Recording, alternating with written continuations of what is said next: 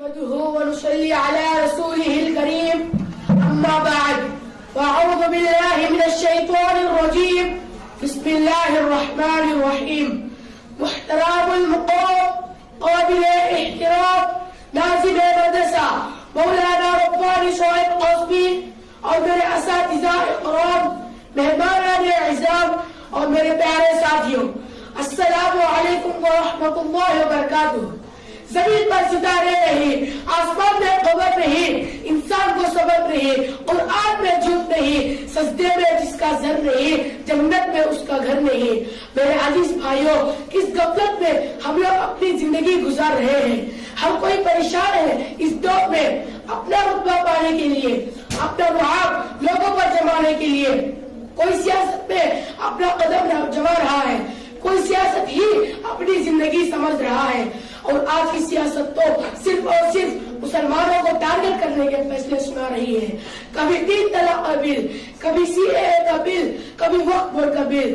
میرے ساتھیوں، یہ سب اس لیے ہو رہا کہ سیاست مسجد سے باہر جا چکی ہے اور خود مسلمان اس کے حق کھو بیٹھا ہے اور ایک دوسرے کے دشمن بنے بیٹھے ہیں۔ ایک زمانہ وہ تھا جب تک سیاست مسجد میں تھی تو مسلمانوں کے حکمران کا نام ابو بکر صدیق تھا، جب تک سیاست مسجد کے اندر تھی تو مسلمانوں کے حکمران کا نام عمر بن خطاب تھا، عثمان غنی تھا، جب تک سیاست مسجد میں تھی اس وقت مسلمانوں کے فیصلے حضرت علی کرتے تھے، اور جب سیاست کو مسجد سے رخصت کر دیا تو مسلمانوں کے فیصلے یزید کرنے لگ گئے۔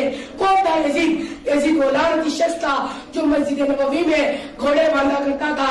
یہ اس دور کا یزید ہے۔ اس دور کا یزید کون ہے؟ ابھی کچھ دنوں پہلے سعودی عرب کے پرنس محمد بن سلمان مسجد نبوی میں گاڑیوں سمیت داخل ہو گئے۔ ایسا نہیں ہے کہ یہ پہلی بار اس شخص نے کیا ہے، اس میں پہلی تاریخ گواہ ہے۔ یزید اولادی شخص تھا جو مسجد نبوی میں اپنے گھوڑے باندھا کرتا تھا۔ وہ بھی سواری تھی، یہ بھی سواری ہے۔ حکمران ہو گئے کمینے لوگ، خاک میں مل گئے نگینے لوگ، ہر محب وطن ذلیل ہوا، رات کا فاصلہ طویل ہوا۔ آمینوں کے گیت جو گاتے رہے وہی رنگ و داغ پاتے رہے۔ رہ زنوں نے رہ زنی کی تھی، رہبروں نے بھی کیا کمی کی تھی۔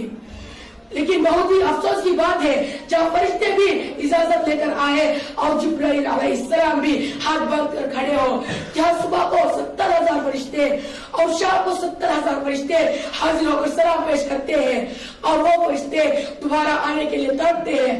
آج یہاں اسی ملک کے بادشاہ گاڑی لے کر جا رہا ہے جیسے کہ یہ اس کے باپ کا محل ہو۔ آج کی دنیا کہتی ہے کہ عربوں نے ترقی کر لی، لیکن لعنت اور اسی ترقی پر کیا انسان اپنے حد کو ہی بھول جاتا ہے۔ سنو حکومت کس کو کہتے ہیں؟ حضرت عمر گزر رہے تھے فجر کی نماز کے بعد، 2 گلیاں رہ گئی ہیں، آج پورا نہیں ہو سکا آپ کا دورہ۔ ایک چپر ہے چھوٹا سا، بوڑھی اماں بیٹھی ہے۔ عمر فاروق گزرنے لگے، بوڑھی کو پریشان دیکھا، اماں جی اجازت ہو تو اندر آ جاؤ۔ اماں کہنے لگی چل دوڑ جا، اپنا کام کر، کیوں اجازت دوں؟